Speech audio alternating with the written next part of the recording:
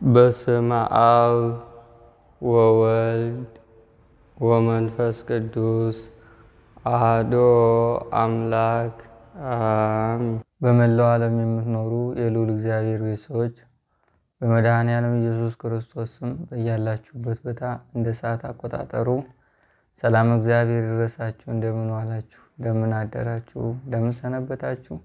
መድኃኔዓለም አምላካችን ዛሬም ዘወትርም ሁልጊዜም ቢሆን ስሙ ይክበር ይመስገን አሜን። ዛሬ እንደ መድኃኔዓለም ፈቃድ የምንማማርበት ርዕሳችን የተሰወሩ ክፉ መናፍስቶች ጥቃታቸውና እንዴት እንደምናጋልጣቸው በሚል ይሆናል። እግዚአብሔር ምስጢሩን፣ ጥበቡን፣ ዕውቀቱን፣ ማስተዋሉን ለሁላችን የሚያድለን ይሁንልን ይደረግልን። ወደ ትምህርታችን ከመሄዳችን በፊት እንደተለመደው በየጊዜው ማስታወቂያዎችን እንሰራለን። ቢያንስ በአንድ ቪዲዮ አንድ ሰው ቢያይ የበረከቱ ተካፋይ ይሆናል የሚል ነገር ነው እና ሁላችሁም የሰማዕቷ የቅድስት አርሴማ ቤት፣ የቅዱስ ሚካኤል ዝክር፣ የህዳር ጽዮን ማርያም ዝክሮችን ያዘጋጀን ነው። እንድትሳተፉ አብራችሁን የበረከቱ ተካፋይ እንድትሆኑ በሰማዕቷ በቅድስት አርሴማም በቅዱስ ሚካኤልም በእመብርሃንም ስም እንግዲህ እንደምትወዱት እንደ ፈቃዳችሁና ልቦናችሁ እንደተነሳሳ በዝክርና በበረከት ስራ ውስጥ ተካፋይ ትሆኑ ዘንድ የአገልግሎት አንድ አካል እንድትሆኑ እኔም በዚሁ አጋጣሚ ጥሬን አቀርብላችኋለሁ። ወደ ትምህርታችን ስንመለስ ክፉ መናፍስት ከአንዱ ከጥቃት ስልቶቻቸው መካከል አንዱ መሰወር ነው። የተሰወሩ ክፉ መንፈሶች ግን የሚሰወሩባቸው የራሳቸው የሆኑ መንገዶች አላቸው። በምንድን ነው የሚሰወሩት? ሲሰወሩስ ምን ያህል ጥቃት አለው የሚለውና እንዴት ነው የሚጋለጡት ምልክት የሚሰጡት የሚለው ላይም አተኩረን እንማማራለን። መሰወር ሲባል ምንም ፍንጭ አለመስጠት ነው። ጸጥ ማለት፣ መዋሃድ፣ መደበቅ፣ የሌለ አድርጎ ማሰብ፣ ሙሉ ለሙሉ ተዋህዶ ምናየውን እያየ ምንበላውን እየበላ ምናደርገውን እያደረገ ምናወራውን እያወራ ምንንቀሳቀሰውን እንቅስቃሴዎች በሙሉ አብሮ እየተሳተፈ ጸጥ ብሎ በስውር የሚሰራውን ስራ የሚሰራ የክፉ መንፈስ የጥቃት ስልት ነው። በስውር ያጠፋል፣ በስውር ይሰርዛል፣ በስውር ይነጥቃል፣ በስውር ይቀብራል፣ በስውር አካሄድህን ያደበዝዛል፣ በስውር በረከትን ያጠፋል፣ በስውር ውስጣዊ ሰላምን ያናጋል፣ በስውር አንተነትህን ባህሪን ይቀይራል፣ በስውር መንፈሳዊ ሕይወትህን ያዳክማል፣ በስውር ከእግዚአብሔር ሕግና ትእዛዝ ውጭ እንድትኖር ያደርጋል። ግን ይህን ሁሉ ሲሰራ አታውቁም። ተሰውሮ ነው የሚሰራው። ምን ሊሰወር የሚያደርገው ነገር ግን አለ። መናፍስት ምልክት እንዳይሰጡ፣ እንዲሰወሩ፣ እንዲደበቁ የሚያደርጋቸው የራሳቸው መንገድ አለ። እነዛን ነው የምንጠቅሰው ዛሬ የምንማማረው። የመጀመሪያው የሚሰወረው በኃጢአት ነው። በኃጢአት ክፉ መንፈስ ይሰወራል። መሰወር በጣም መጥፎ ነው። የክፉ መንፈስ በጣም ጥቃቱ ከባዱ ተሰውሮ ሲያጠቃ ነው ማለት ነው። ምክንያቱም ምንም አይነት ምልክት አይሰጥም። እየጸለይክ ምልክት አይሰጥም። እየሰገድክ ምልክት አይሰጥም። ተስፋ ነው የሚያስቆርጥ። መናፍስት ተሰውረው ሲታገሉ መጀመሪያ እያንሾካሾኩም በመሰወር ውስጥ ሹክሹክታ አለ። በመሰወር ውስጥ ውስወሳ አለ። በመሰወር ውስጥ እምቢታ መንፈስን ማሳደር አለ። በመሰወር ውስጥ ስራቸውን ይሰራሉ። ብቻ የእነሱን አካሄድና አንተን የሚያጠቁበትን መንገድ ብቻ ነው እንጂ የማታውቀው እነሱ ስራቸውን ይሰራሉ። ተጋልጠውም የሚሰሩትን ስራ ማንኛውም ሰው አውቋቸው የሚሰሩትን ስራ በስውሩ ነው ይሰራሉ። ስለዚህ መሰወር በጣም ክፉ ነው። በጣም አስቸጋሪ ውጊያ ነው። በጣም ጥልቅ የሆነ ትግል ነው። ምክንያቱም ውህደቱ ከደም ከነፍስ ከአጥንት ጋር ነው። በዘር ነው ውህደቱ ከቅድመ አያት ከትውልድ ወደ ትውልድ እየተሸጋገረ የመጣ ኃይል ነው የሚሰወረው። መጽሐፈ ምሳሌ ላይ በጣም የሚገርም ጥቅሶችን ስፈልግ ያገኘሁት ቃል አለ። መጽሐፈ ምሳሌ 27:5 ላይ የተገለጠ ዘለፋ ይላል ከተሰወረ ፍቅር ይሻላል። የተገለጠ ዘለፋ፣ የተገለጠ ነቀፋ ከተሰወረ ፍቅር ይሻላል። ሲሰወር ጥቃቱ ከባድ ነው ማለት መሰወር ምን ያህል ከባድ እንደሆነ እንድታውቁት ዋጋው ምን ያህል እንደሆነ። አሁን ፍቅር የሚያክል ነገር የለም። የትኛውም ነገር ፍቅር ነው መነሻው። ለመንፈሳዊ ህይወት፣ ለቅዱስ ቁርባን፣ ለአምልኮት፣ ለህግ እግዚአብሔር መጠበቅ፣ ከአምላክ ጋር ላለው የሰማያዊ ቃል ወደ ተግባር ለመለወጥ ፍቅር ነው። ምጽዋት፣ ጸሎት፣ ስግደት ሁሉም ጨዋቸው የታሰሩት በፍቅር ነው። ያለ ፍቅር የሆነ ነገር በሙሉ በጣም አስቸጋሪ ነው። ትህትናም ትዕግስትም የዋህነትም በፍቅር ነው የሚታሰር። ስለዚህ አሁን ፍቅር ሲሰወር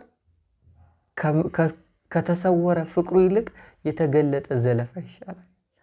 ከተሰወረ ፍቅሩ የፍቅርነቱን ኃይል ያጣል። ፍቅር ምን እንደሆነም አታውቀው። ቤት እንደሆነ ምን እንደሆነ የት እንደሆነ በቃ ልክ ምናባዊ ነው ብለህ ነው የምትደመደው። ልክ መናፍስትም ሲሰወር በዚሁ ልክ የት እንዳለ ምን እንደሚሰራ ምን እንደሚያቅድ እንዴት እንደሚቀላቀል በየት በኩል እንደሚነዳ እንዴት እንደሚያበላሽ ምንም ነገር ዕውቀቱና ግንዛቤው የለም። ግን ይሰራል፣ ያበላሻል፣ ይነቅላል፣ ያጠፋል፣ ይሰርዛል፣ ይመራሃል፣ ይነዳሃል። ጸባይህን፣ ምግባርህን፣ አነጋገርህን፣ አበላልህን፣ አዋዋልህን፣ ቋንቋዎችን፣ ፍላጎቶችን በሙሉ ክፉ መናፍስታዊ አድርጎ ይቀርጻል። ግን አታውቀውም፣ ተሰውሯል። ስለዚህ መጀመሪያ የሚሰወረው በኃጢአት ነው፣ ያውም የልማድ ኃጢአት በበደል ነው። ያውም የልማድ በደልና ግፍ በተንኮል በምቀኝነት ውስጥ ይሰወራል። በኃጢአት ማለት ነው። ኃጢአት ስትሰራ እንዲሰወር የሚያደርገው ኃጢአቱ ግብር ሆኖት አቅምና ጉልበት ስለሚያገኝ የትኛውም ክፉ ኃይል እንዲሰወር የሚያደርገው የምናደርጋቸው ንቅናቄዎች ማለት የምናደርጋቸው ተግባራቶች በሙሉ ለሱ አቅምና ጉልበት ሲሰጡት ነው። አቅም የሚሰጡት ጉልበት የሚሰጡት ከእግዚአብሔር የሚያርቁ ርኩሰት የሆኑ ተግባሮችን ከቃል ጀምሮ እስከ ተግባር እስከ ሐሳብ ድረስ ይሄ ለሱ መሰወር ይሆናል። ከቃል ኃጢአት እስከ ሐሳብ ኃጢአት እስከ ተግባር ኃጢአት ድረስ ይሄ በሙሉ ለሱ መሰወር ይሆናል እንዳትረሱ። ስለዚህ መጀመሪያ የልማድ ኃጢአት ወይም የትኛውም ኃጢአት ውስጥ ክፉ መንፈስ ይሰወራል፣ ይደበቃል። በመሰወር ውስጥ ደግሞ ኃጢአት ካለ በረከትን ይነጥቃል ተሰውሮ። ኃጢአት ካለ ጸጋዬን ያደበዝዛል፣ የቅድስት ሥላሴ ልጅነት ግን ያጎድፋል። ዓለማዊ ትሆናለህ። ውጫዊ የሆነ ውበት ይዘት ትኩረት ትሰጣለህ። መልክ ምናምን ተክለ ቁመና አበላልህ በቃ ምግብ፣ ልብስ፣ መጠጥ ምናምን ቁሳቁስ ላይ ብቻ ነው እይታን ተሰራው። የውስጥ የህይወት ሙላት የሰማይ አምላክ ፈቃድ የመንፈስ ቅዱስ ቡራኬና ምሪት የመለኮታዊ ምስጢር መካፈሉን ኃይሉን መገለጥ ምንም አይደለም ናት። ስለዚህ መሰወር ከባድ ነው። ዳዊት ይህን በስፋት ያስቀምጠዋል። ዳዊት እንዲህ ይላል 19:12 ላይ ስህተትን ማን ያስተውላታል? ከተሰወረ ኃጢአት አንጸኛይ። ከተሰወረ ኃጢአት ክፉ መንፈስ ሰውነታችን ውስጥ ኃጢአት ይሰውራል ማለት ያለማምዳል፣ ይቀብራል፣ ይደብቃል። ያ ኃጢአት እንላለን የማይጠፋ እንደክማለን የማይሰረስ እንወጣለን እንወርዳለን እናለቅሳለን እንውልናለን የማይለቅን የማይፋታ መሽገር የሆነ ኃጢአት ጥላ የሆነ ኃጢአት እኮ አለ። ብዙ ጊዜ ንስሐ ገባን ንስሐ አባቶቻችን አሰለችን። ብዙ ጊዜ ወደቅን፣ አለቀስን፣ ተነሳን፣ ጸጸትን፣ አሁንም እዛው ላይ። ይሄ የተሰወረ ኃጢአት ነው። ክፉ መንፈስ ሰውነታችን ውስጥ የሰወረው ኃጢአት። በዚህ ኃጢአት ውስጥ ክፉ መንፈስ አብሮ ይሰወራል፣ አብሮ ይደበቃል። ከዛ በኋላ የሰበሰብካትን በረከት በኃጢአቱ ያጠፋል። የተገለጠልህን ተስፋና ራእይ ያጠፋል። የእግዚአብሔርን ፈቃድ እንዳትጠይቅ መንፈሳዊ ተነሳሽነት ላይ የአምልኮት ጊዜና ፕሮግራሞች እምቢ ይሉሃል። አሁን ሌላ ዓለም ውስጥ ትገባለህ። ሌላ ሰው ትሆናለህ። ሌላ ህይወት ትጀምራለህ። ሌላ ማንነትን ትይዛለህ። ሌላ አነጋገር፣ ሌላ አጨዋወት፣ ሌላ ቋንቋ ትፈጥራለህ። አስቸጋሪ። ስለዚህ በኃጢአት ውስጥ ክፉ መንፈስ ይሰወራል። የሚሰውረው ግን መጀመሪያ ኃጢአቱን ነው። ይህን ኃጢአት እንግዲህ የልማድ ኃጢአት በተለይ የብዙ ሰዎች ፈተና ነው። ወጣቱ የራሱ የሆነ ጊዜ ያስለመደው ኃጢአት አለ፣ የልማድ ኃጢአት። እናቶች የራሳቸውን ጊዜያቸው ያስለመዳቸው የልማድ ኃጢአት አላቸው። ሽማግሌዎች፣ መካሪዎች፣ ጧሪዎች፣ ቀባሪዎች የራሳቸው የሆነ የልማድ ኃጢአት አለ። ሁሉም እንደየክልሉ እንደየእድሜ ደረጃው ክፉ መንፈስ ከሰውነቱም ከጸባዩም ከአኗኗሩም ቀድሞ ካሳለፋቸው ጊዜያቶች አንጻርም ያለማመደው የተሰወረ ኃጢአት አለ። በዛ ስውር ኃጢአት ውስጥ ተሰውሮ አብዝቶ ያጠቃዋል። እድሜውንም ያበላሻል። መንፈሳዊ ሕይወቱንም ግራ ያጋባል። እሱንም መጨረሻ ላይ አካሄዱን መስመር ያስተዋል። ብዙ አባቶች ዛሬ መሄድ አይችሉም፣ መንቀሳቀስ አይችሉም። ብዙ አባቶች ዛሬ ክብር የላቸውም፣ ሞገስ የላቸውም፣ ጧሪ የላቸውም፣ ጸጋ የላቸውም። ለሀገር ለወገን ጠቀሙ፣ ተጋደሉ፣ ምናሉ እያሉ ብዙ ወሬ ይወራል። እነሱ ወድቀዋል። አያችሁ፣ በተሰወረ ኃጢአት ውስጥ ክፉ መንፈስ ሲሰወር አዙሮ ነው የሚጥል። ሽምግልናህን እንዳትባርክበት በሽምግልና ወቅት ነው የሚጥል። ኃይል ባጣ ጊዜ፣ ጉልበት በከዳ ጊዜ ጊዜው ላንተ ሰው ምኑም ካንተ በራቀ ጊዜ ጉልበት ሲከዳ ሰውም ይከዳል፣ ጊዜውም ይከዳል፣ ኑሮም ይከዳል፣ ገንዘቡም ሀብቱም ንብረቱም ሁሉም ነው የሚከዳ። ለዛ ነው ዳዊት በሽምግልና ጊዜ ጉልበቴ በደከመ ጊዜ አትተወኛለሁ ሲጸልይ። ይገርማል እኮ እና ይሄ ነው። ሁለተኛው ክፉ መንፈስ የሚሰወረው በክፉ ሐሳብ ውስጥ ነው። ሰው እንዲሁ በተፈጥሮ ክፉ ሐሳብ ይለምዳል። በነገራችን ላይ ክፋትን የሚያስተምረን ዲያብሎስ። አንዳንድ ጊዜ ዝም ብለን መልካም ያልሆኑ ነገሮችን ከህይወታችን ይመጣሉ። ደስ የማይለን ነገር መልካም ነው እኮ ነገሩ፣ ግን ደስ አይለንም፣ አንወደውም፣ አይጥመንም። ከኛ ጋር የተቃረኑ ግን ትክክል ነው እኮ ነገሩ። ይሄ ክፉነት ወይም የክፉ ባህሪ ዲያብሎስ ነው ያለማመደ። በዚህ ጸባይ ውስጥ ይደበቃል፣ ይሰወራል እሱ። አሁን አንዳንዴ ጓደኞቻችን ከፍ ሲሉ ደስ አይለንም፣ ሌላው ሲያልፍለት ይደብረናል፣ ፍዝዝ እንላለን፣ እንደነግጣለን፣ ሌሎቹም ይደነግጣሉ። ይሄ ክፉ ሐሳብ ውስጥ ይደበቃል። ሲራክ በዚህ ውስጥ በጣም የሚገርም ቃል አስቀምጧል። መጽሐፈ ሲራክ 27:5 ላይ የሸክላ ዕቃን እሳት ይፈትነዋል ይላል። ሰውን የልቦናው ሐሳብ ይፈትነዋል። አያችሁ፣ ሐሳብ እሱን ይፈትነዋል። ወርቅ የሸክላ ዕቃን በእሳት ነው የሚፈተነው አይደለ? እንደምታውቁት ሰው ደግሞ የሚፈተነው በልቦናው ሐሳብ ነው። በሐሳቡ ውስጥ ዲያብሎስ ይፈትነዋል። በሐሳቡ ውስጥ ጊዜ ይፈትነዋል። በሐሳቡ ውስጥ እግዚአብሔር ይቀርባል፣ እግዚአብሔር ይርቃል። እና ክፉ ሐሳብ ካለ በክፉ ሐሳብ ውስጥ ክፉ መንፈስ ይሰወራል። ይህን ክፉ ሐሳብ ደግሞ እንድንለምድ የሚያደርገን ራሱ ነው። ራሱ ሰይጣኑ፣ ዛሩ፣ አይነ ጥላው፣ አብሮ ያደገው ኮተቱ ነው። ጨሌው ዝም ብሎ እሱ ነው።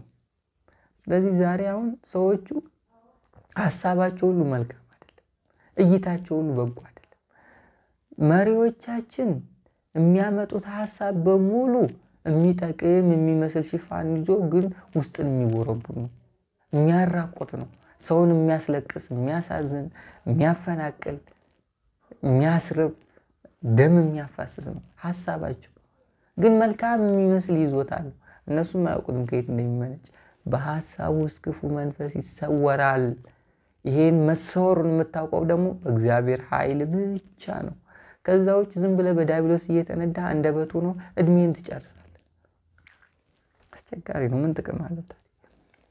ሶስተኛው ክፉ መንፈስ የሚሰወረው በጸባይ በክፉ ባህሪ ነው። አሁን ሐሳባል ከዛ ጸባይ ባህሪ አብሮን የሚያድግ ባህሪ ያለው ግትር ማለት ነጭናጫ መሆን፣ ተሳዳቢ መሆን፣ ሐሜተኛ መሆን፣ ወላዋይ መሆን የሆነ ባህሪ ያለ ጸባያችን ውስጥ የማይጥም ወይም ክፉ መንፈስን የሚወክል ጸባይ አለ። በዛ ውስጥ ሶስተኛ ይሰወራል፣ በጸባይ ይሰወራል። ልጅነታችን የነበረን ጸባይ ፍንጥዚያ ነው የሚባለው፣ መዝለል፣ መፈንጠዝ፣ መወደድ፣ መፈቀር ያ ሁሉ ይጠፋና ስታረጅ የዲያብሎስ ጸባይ ይገለጥባል። ጨዋታ፣ ንግግር፣ ምን ይቀየራል። ፍላጎት፣ እይታ፣ የምትወደው እና አለባበስ ይቀየራል። ጸባይ ይቀየራል። ከዛ በኋላ ያንተ ቋንቋ እስከሆነ ጊዜ ደህና ነበርኩ። የሆነ ጊዜ ራሴን ምን ላይ ውስጥ እንዳገኘሁት ሁሉ አላውቅም። የሆነ ቦታ ላይ እዚህ አሁን ያለሁበት እድሜ ላይ ራሴን አገኘሁት ትላለህ። ሐዋርያው ቅዱስ ጳውሎስ ሲያስተምር እንዲህ ይላል። አንደኛ ቆሮንቶስ 13:11 ላይ ልጅ ሳለሁ እንደ ልጅ እናገር ነበር ይላል። እንደ ልጅም አስብ ነበር፣ እንደ ልጅም እቆጠር ነበር ይላል። ልጅ ሳለሁ ነው እንግዲህ። ጎልማሳ ሆኜ ግን የልጅነት ጠባይ ሽሬአለሁ። የልጅነት መወደድ፣ የልጅነት ፍጥነት፣ የልጅነት ሐሳብ፣ የልጅነት ጨዋታን ሽሬአለሁ። አሁን ጎልማሳ ስትሆን ነው ሐሳብህ፣ ጸባይህ የሚቀጠር ማለት የሚቀየረው፣ መስመር የሚይዘው፣ መሰረት የሚይዘው። ቤተሰብ ለዛ ነው በልጅነት አምልኮትን እያዩ ይደጉ ሲባል ጎልማሳ አምልኮቱ የጸባያቸው አንድ አካል እንዲሆን፣ መንፈሳዊ ህይወቱ ጸባያቸው እንዲገራ ነው። ቁጥብ እንዲሉ፣ የሚንቀለቀሉ እንዳይሆኑ፣ መናፍስት የሚቀላቀልበት ባህሪና አንደበት እንዳይኖራቸው፣ እንዲረጋጉ፣ መንፈስ ቅዱስ አብሯቸው እንዲኖር፣ እንዲያወራ፣ እንዲመራቸው ጸባያቸውን ይዘው እንዲያድጉ የአባቶች እና የእናቶች ስራ ከልጅነት ያስፈልጋል። አምልኮት እየሰገድክ መስገድን ማሳየት፣ እየጸለይክ ጸሎትን ማሳየት፣ ቤተክርስቲያን እየሄድክ መሄድን ማሳየት። በማሳየት ነው ልጆች አይምሯቸው ላይ የሚቀረጹ። ያ ጸባያቸው አካል ይሆናል ሲያድጉ። ለዛ ነው በልጅነት ያለው ሁሉ ይሽሩና ከፍ ሲሉ ያሳያቸው ነገር ተዋህዷቸው መገለጫቸው ይሆናል። አሁን አያት ጋር ያደጉ ሴቶች በጣም መንፈሳዊ ህይወታቸው ላይ ጠንካራ፣ አያት ጋር ያደጉ ወንዶችም ቁጥብ ናቸው። ለኃጢአት ለስህተት ፈጣን አይደሉም። እንደው ስህተትና ኃጢአቱ ቢገቡም ዘግይተው ነው። የአስተዳደግ አቀራረጽ ወሳኛል እና ሲጎለምሱ ወጣት ሲሆኑ በሚኖራቸው ጸባይ ክፉ መንፈስ ይሰወራል ነው። በዚህ ሰዓት ላይ የሆነ መቀበጣጠር፣ መሙለጭለጭ፣ መፍጠጠን፣ መንቀላቀል፣ ቅልቅል ማለት፣ ዝም ብሎ ክብር ማጣት፣ መዝለል ምናምን ነገር ውስጥ እሱ ይሰወራል ባጭሩ። እና ሶስተኛው ነጥብ ነው። አራተኛው ክፉ መንፈስ በሱስ ውስጥ ይሰወራል። ሱስ በተለይ ይሄ ጭሳጭስ ሱስ አለ። አሁን እኮ አድጓል። ሐሺሽ፣ ጋንጃ፣ ይሄ ዝም ብሎ የሚያጦዙ ነገሮች አሉ። የሲጋራውም አለ፣ ጫቱም አለ። በተለይ ምስራቅ ጫት ነው። በተለይ ጫት ሲቅም ነው አይኑ የሚበራው። ልክ የሰሜኑ ቡናዋን ሲጠጣ አይኑ እንደሚበራ ማለት ነው። 6 ሰዓት ላይ ሲል ያክለፈልፈዋል። የ6 ሰዓት ልክፍቱ በቃ ይሮጥና 6 ሰዓት ላይ መቀመጫው ነው። የቀትር ጋኔን የወደቀበት የልክፍት ሰዓት። እስከዛ ድረስ ያዛጋዋል። አይምሮ አይሰራም፣ ያቁነጠንጠዋል፣ ይበላዋል። በቃ የሚያደርገው ቅጥ አምባሩ ነው የሚጠፋው። የሱሱ ሰዓት ሲደርስ አይምሮ መስራት ይጀምራል። ይሄ በዚህ ሱስ ውስጥ ክፉ መንፈስ ይደበቃል። ሱስ ቡና ብቻ አይደለም፣ ሲጋራ ብቻ አይደለም፣ ጫት ብቻ አይደለም። እኛ እንደምናውቃቸው ይፋ የወጡ እነዚህ የምንጠቃቀማቸው ከአካላችን ጋር የሚዋሃዱ ብቻ ነገርም ሱስ ይሆናል። ሐሜቱም ሱስ ያለ ሱስነቱን የሚያለማምደው ክፉ መንፈስ በዚህ ውስጥ ይሰወራል። ጨዋታ ውስጥም እርኩሰት ቃላቶችን መጠቀም ሱስ ይሆናል። በቃ የሆነ ወጣቶች በተለይ ተሰበስበው የሆነ እርኩስ ነገር ካልለቀቁ ጨዋታቸው ላይ አይጥምም። እርኩሰት ጣል ሲያደርጉበት ጨዋታው ይሟሟቃል፣ ይፋፋማል። በተለይ ወንዶች ስለ ሴቶች፣ ሴቶች ስለ ወንዶች። ይሄ ሱስ በተለይ ከባድ ነው። ምክንያቱም ሱሱን መንፈሱ አብሮት ይጠቀማል። ሱሱን መንፈሱ አብሮት ይወስዳል። ስለዚህ ያን የለመደውን ነገር አቁም ለማለት አንተ በጣም ከባድ ነው። ለዛ ነው ብዙ ሰዎች ሳይኮሎጂካሊም በፍልስፍናውም አንድ ሰው ሱስ ውስጥ ከገባ በኋላ ለመውጣት ከባድ ነው ብለው የሚደመድሙት። ቶሎ ለመፋታት ከባድ ነው ከሱሱ። በእርግጥ መናፍስቱም አብሮ ሱሱን ስለሚለምደው እና በሱስ ውስጥ መናፍስት ምን ይላሉ? ይሰወራሉ። አምስተኛ ክፉ መንፈስ የሚሰወረው በፍቅረ ንዋይ፣ የገንዘብ ፍቅር። ፍቅረ ንዋይ፣ የገንዘብ ፍቅር፣ የስልጣን ፍቅር፣ የዝና ፍቅር፣ የሀብት ፍቅር። በዚህ ውስጥ መናፍስት ይሰወራል። በውስጥ መሻት ውስጥ ማለት ነው። ዛሬ ቤተክርስቲያን አገልጋዩም ምእመኑም የክፉ መንፈስ አዙሪት ውስጥ የገባው ፍቅረ ንዋይና የስልጣን ፍቅር። ሰው ለስልጣን የሰይጣንን ደም ይጠጣል፣ ለሰይጣን ደም ይገብራል፣ ጠንቋይ ይሆናል። ለስልጣን ሰው ለስልጣን ደብተራ ይሆናል። ሰው ለስልጣን ጉቦ ይከፍላል። ሰው ለስልጣን ኃጢአት ይሰራል። በዚህ ውስጥ ክፉ መንፈስ ይሰወራል። ተሰውሮ ዘር ማንዘርን ነው የሚያጠፋው። ሲያጠፋ ግን አታዩም፣ ቀስ በቀስ ነው። አዎ፣ ስለዚህ ፍቅረ ንዋይ የትኛውም ሰው ላይ የገንዘብ ፍቅር ውስጥ ክፉ መንፈስ ይደበቃል። የገንዘብ፣ የስልጣን፣ የዝና የዓለም ኮተት ነው። እንግዲህ ለመንፈሳዊ አሁን መንፈሳዊ ሰው ስትሆኑ የመንፈስ ቅዱስ መስራት ሲጀምር ገንዘብ፣ ስልጣን፣ ዕውቅና፣ ዝና፣ ዓለማዊ የሆኑ ነገሮች በሙሉ ምናምን ነው የሚሆኑባችሁ። ትኩረት አሰጧቸው። የዓለም ኑሮ ለእናንተ እንደ ምንም ነው የምትቆጥሩት። ልባችሁ ላይ የሚያድረው የክርስቶስ ፍቅር ነው፣ የስነ ስቅለቱ ፍቅር ነው፣ የአምልኮት ፍቅር ነው፣ እግዚአብሔርን የሚያስደስት ፍቅር ነው፣ ነገን የማየት ፍቅር ነው፣ የመንግስተ ሰማያትን የማስተዋል ፍቅር ነው የሚያድርባችሁ። የሚያመልክ ሰው ያ ገንዘብ ፍቅር አይኖርበትም። የሚጸልይ ሰው በገንዘብ አይታለል፣ በስልጣን አይወድቅም። ዝም ብለህ ከኖርክ ግን እነዚህ መሸነፊያዎች ናቸው፣ ስስ ጎን ናቸው። ሉቃስ ወንጌል 16:13 ላይ እንዲህ የሚል ቃል እናገኛለን። ለሁለት ጌቶች መገዛት ምን አትሉም? የሚቻለው ባሪያ ማንም የለም ይላል። ወይም አንዱን ይጠላል ሁለተኛውን ይወዳል፣ ወይም ወደ አንዱ ይመጣል ሁለተኛውንም ይጠጋል። ለእግዚአብሔርና ለገንዘብ መገዛት እኩል አትችሉም ይላል። የገንዘብ መገዛት አትችሉም፣ ለእግዚአብሔርም ለገንዘብም መገዛት አትችሉም። ጉቦ እየወሰድክም እየጸለይክም አይሆንማ። እየሰረክም እያመለክም አይሆንም። እያጭበረበርክም እግዚአብሔርን እያመሰገን ስለዚህ አይሆንም፣ አብረው አይሄዱም። የኛ ህዝብ በዚህ ነው የተጎዳው። የኛ ኢትዮጵያውያን የተፈተነው በዚህ ነው። ጭፈራውም ላይ አለን፣ መዝሙሩም ላይ አለን፣ ቤተክርስቲያኑም ላይ አለን፣ ጣዖት ቤትም ላይ አይጠፉ። ክፉ ቃላቶች ውስጥም አለን፣ ምስጋና ውስጥም አለን። የኛ ጸባይ ይሄ ነው። በዚህ ውስጥ ታዲያስ ክፉ መንፈስ ተሰውሮ አብዝቶ ያጠቃናል። እና ለሁለት ጌቶች መገዛት አንችልም። እና በገንዘብ ፍቅር፣ በስልጣን ፍቅር፣ በዝና ፍቅር ብዙ ሰው ተጠልፎ የዲያብሎስ ሆኗል። ብዙ ሰው ከእግዚአብሔር ወጥቷል፣ ጣዖት አምላኪ ሆኗል። አሁን ስልጣን ለመያዝ ደም እየጠጡ ነው፣ ለሰይጣን ይጸልያሉ። እነዚህ ውጪዎች ማቀጣዋቸው ለየላቸው እኮ እውነተኞች እንዳይመስሏችሁ እናንተ። እውነተኛ አይመስላችሁ። ከመናፍስት ጋር ያላችሁ ትስስር የደም ቀላል እንዳይመስላችሁ።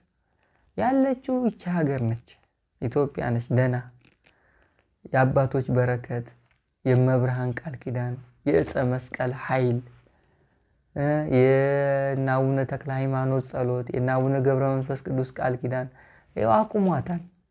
ብዙ መናፍስታዊ የሆኑ ውርጅብኞች እየወረደባት ከቃል ኪዳኗ ፈቀቃለች። ከአምልኮቱ አልወጣችም። እግዚአብሔርን አልካደችም። ኢትዮጵያ ውስጥ እኮ ጣዖት አምልኮት የለም አይደለም፣ አለ። ሰይጣን የሚያመልኩ ሰዎች የሉም አይደለም፣ አሉ። ለሰይጣን ደም የሚያቀርቡ አሉ፣ የሉም ሳይሆን አሉ። ግን በይፋ አይደለም፣ ቢያንስ እንደ ዓለም በይፋ አይወጣም። የኛ ጣዖት አምላኪዎች ቤተክርስቲያን የሚወጡ ናቸው፣ የሚያስቀድሱ ናቸው፣ የሚሳለሙ ናቸው፣ የሚጸልዩ ናቸው፣ የሚንበረከኩ ናቸው። የኛ ጣዖት አምላኪዎች ዝክር አስታከሩ ጣዖት የሚያመልኩት የመብርሃን ዝክር ይላሉ፣ ለሰይጣን ይገብራሉ። የቅዱስ ገብርኤል ዝክር ይባላል፣ ለሰይጣን ይገብራል። የሰኔ ሚካኤል የቅዱስ ሚካኤል ዝክር ይባላል፣ ለሰይጣን ነው ግብሩ። የኛዎቹ እንደዚህ በስውር ነው፣ ተሰውረው ነው የሚገብሩት፣ ተሰውረው ነው የሚጠፉት፣ ተሰውረው ነው ተያይዞ መናፍስት ይዟቸው የሚሄዱ። ያኛው ግን ከባድ ነው፣ በግልጥ ነው። እና ይህንን የአሕዛብ መንፈስ የምናሸንፍበት ኃይል መድኃኔዓለም ክርስቶስ ኢየሱስ ነው። የአሕዛብን ኃይል የምንሰብርበት ስም መድኃኔዓለም ነው። የመድኃኔዓለም ፍቅር ነው። መድኃኔዓለምን የያዘ ኃይል የትኛውም ኃይል አያነቃንቀው። የትኛውም የአሕዛብ ኃይል እንደውም ይደነግጣሉ አንተን ሲያዩ። ብቻ ፍቅሩ በልብ ይስረጽ።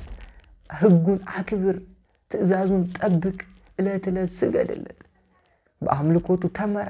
የአሕዛብን ኃይል ሁሉ እያየውም ታልፋለህ። በእሳት ተከበህ እሳቱ ወላፈኑ ራሱ አይነካም።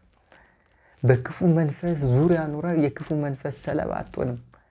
የአሕዛብ ምንነት ውስጥ ኖረ ማንነታቸው አይነካም። ለምን? አንተ የመድኃኔዓለም ነህ።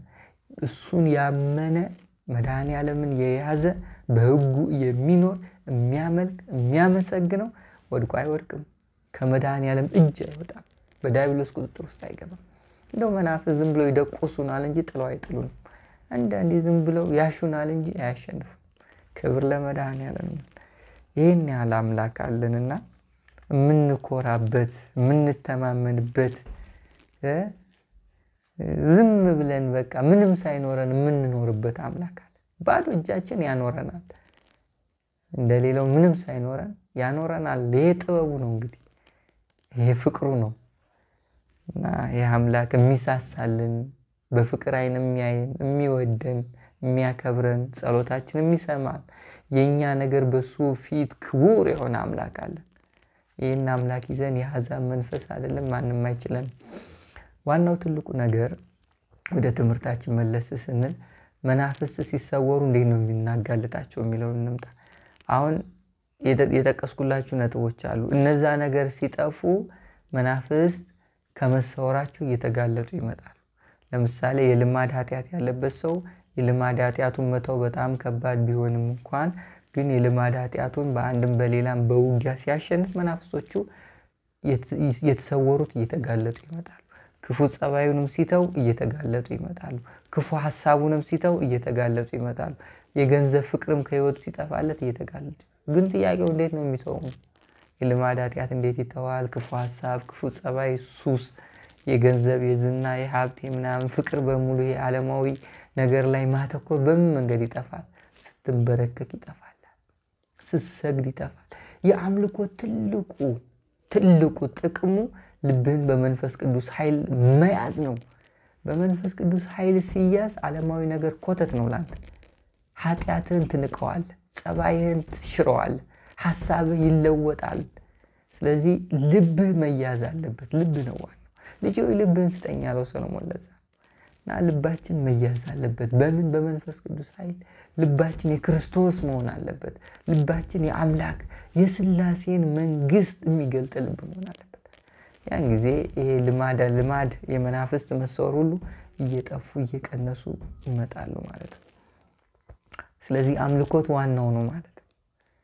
አምልኮት መነሻው ነው። ጸሎት፣ ስግደት፣ ለሥላሴ መገዛት፣ ለሥላሴ መስገድ፣ መድኃኔዓለምን መውደድ፣ መድኃኔዓለምን ከልብ ማሰብ ይሄ አምልኮት ነው።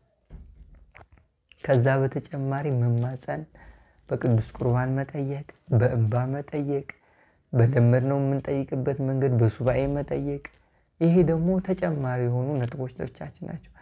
ግን ትልቁና ዋናው ማሰሪያው ልባችን መያዝ አለበት። ልብ ሲያዝ ዓለማዊ ነገርን ይንቃል። ልብ ሲያዝ ጸባያችን ይስተካከላል። ልብ ሲያዝ የመንፈስ ፍሬዎችን ማፍራት ይጀምራል። ልብ ሲያዝ እግዚአብሔር እንደፈቀደልን መኖር እንጀምራለን። ልባችን ሲያዝ ክፉ መንፈስ ከልብ ይነሳል። ልባችን ሲያዝ ሰማይ ይከፈታል፣ የነፍስ ዓይን ይበራል፣ የሥላሴን ልጅነት የበለጠ ጎልቶ ይታያል፣ ፊታችን ይበራል፣ አዚም ይነሳል። ልብ ነው ዋናው። ስለዚህ ይህንን መናፍስት ስውር የሆኑ መናፍስቱን ለመጋለጥ ልባችን በመንፈስ ቅዱስ ኃይል መያዝ አለበት። በመንፈስ ቅዱስ ቡራኬ መቃኘት አለበት። ከዛ የተሰወሩት ይጋለጣሉ፣ ምልክት መስጠት ይጀምራሉ። ልብ በመንፈስ ቅዱስ መያዝ ይጀምራል። መንቀጥቀጥ፣ መውረር ምናምን ይመጣል። ብቻ ብዙ ምልክት። ይሄ የልብ መያዝ ጉዳይ ነው። ክፉ መንፈስ ውጊያው ልብ ላይ ነው። የክርስቲያኖችን ውጊያ ልብ ነው። እግዚአብሔር ሰማያዊ ሚስጥርን የሚገልጥልህ በልብ መከፈት ልክ ነው። እግዚአብሔርን የምታየው በልብ። የነፍስ ዓይን የሚበራው ልብ መጀመሪያ ሲበራ። በጎ ሰው የምትሆነው ምንም ነገር የማያሳሳ የበረከት ስራም ለእግዚአብሔርም ለመስጠት ምንም የማይቆረቁር ልብ ሲያዝ ነው። ስለዚህ ክርስቲያኖች በጣም አብዝተው መለመን ያለባቸው ልባቸው በእግዚአብሔር እንዲማረክ፣ ልባቸው በመንፈስ ቅዱስ ብርታት እንዲያዝ፣ ልባቸው ውስጥ መንፈስ ቅዱስ እንጂ ክፉ መንፈስ እንዳይቀመጥ ማድረግ። ልቤን አንተ ያዘው፣ ከልቤ ላይ የተቀመጠውን ጠላቴን አንሳልኝ። አምላኬ ብርታቴ ጉልበቴ ሁነኝ፣ አንተ ምራኝ። እጣዬ እድል ክፍሌ እጣ ፋንታዬ አንተ ሁን በሉት እንደ ዳዊት። እግዚአብሔርን ማመስገን እግዚአብሔር አንተ እጣዬ ፋንታዬ እድሌ ይለዋል፣ አምባዬ መጠጊያዬ። በስመ አብ ዳዊትን የማያመሰግነው እንደ ጉድ እኮ እንደ ዳዊት አመስጋኝ። በስመ አብ ይገርመኛል የሱ ምስጋናና ያ ልብን ማስማረክ የተሰወሩ ክፉ የሆኑ ማንነቶቻችንንም ክፉ የሆኑ መናፍስቶችንም የምናሸንፍበት መንገድ ነው ማለት ነው። ልብ ካልተያዘ ከባድ አረ አስቸጋሪ ነው። ልብ ሲያዝልን ደግሞ በቃ መናፍስት መጫወቻ ነው የምናደርጋቸው። ስንፈልግ እናስራቸዋለን፣ ስንፈልግ ተነሱ እንላለን፣ ስንፈልግ ምልክት አምጡ እንላለን፣ ስንፈልግ አብረን እናሰግዳቸዋለን፣ ስንፈልግ አብረን ቅዱስ ቁርባን እንዲቀበሉ እናደርጋለን። ይሄ ሁሉ የሚሆነው ግን ልብ ሲያዝ በእግዚአብሔር ሲያዝ። የትኛውም የሚያመልክ ሰው ልቡ በእግዚአብሔር ለመያዝ ቅርብ ነው። የትኛውም የሚጸልይ ሰው ውስጣዊ ህይወቱ ለመቀየር ቅርብ ነው። በእርግጥ ብዙ ዘመን የኖርነው የገነባነው ያሳለፍነው ጊዜ አለ። እሱ በቀላሉ አይፈርስም። እንዴ 40 ዓመት የኖርነው ጸባይ በአንድ ቀን የአምልኮት ህይወት አይፈርስም። ይሄ ቀላል አይደለም። አሁን እኮ ሰዎች እያመለኩም ክፉ ናቸው፣ እየሰገዱም ጸባያቸው ያልተስተካከለ አለ። ክፋት አልተለያቸው፣ ምቀኝነት፣ ጥርጣሬ ምናምን አለ አብሯቸው እየጸለዩ እየሰገዱ። ይሄ ብዙ ዓመት የገነቡት ነው፣ አብሯቸው የኖረ ነው፣ የተከተላቸው ነው። 30 20 ዓመት ብዙ ዓመት የኖሩት ህይወታቸው። ይሄን ታዲያ ለማፍረስ ብዙ ዓመት መታገል አለበት። ወደ እግዚአብሔር መቅረብ አለበት። በቃሉ መዋጀት አለበት። በቂ የሆነ ጊዜ ለአምልኮትና ለመንፈሳዊ ህይወት መስጠት አለበት። እንደዛ ነው የሚስተካከለው። 40 30 ዓመት ሲዘሉ ኑረው በ2 ወር 3 ወር መናፍስቱ ለምልክት አሰጠኝም ተው እንጂ እንደዚህ ይሆናል? አይሆንም። እንደዚህ እሱ ራሱ ይታዘባችኋል እንደዚህ ካላችሁ። እና በርቱ። መድኃኔዓለም ያብዛችሁ። መድኃኔዓለም ጊዜያችሁን ይባርክላችሁ፣ ከክፉ መንፈስ ይሰውራችሁ፣ ለመንግስቱ ያብቃችሁ፣ በዕለተ ቀኑ ይጎብኛችሁ። ልጆቹ ሁናችሁ በምድር ክብሩን ገልጣችሁ ኃይሉን ቀምሳችሁ የአምልኮትን ፍሬ አፍርታችሁ ለትውልድ አስተላልፋችሁ በቅዱስ ቁርባን ኖራችሁ ስጋው ደሙን ተቀብላችሁ ለመንግስቱ ያብቃችሁ። አሜን። መስዋዕት ለእግዚአብሔር ይቆይ።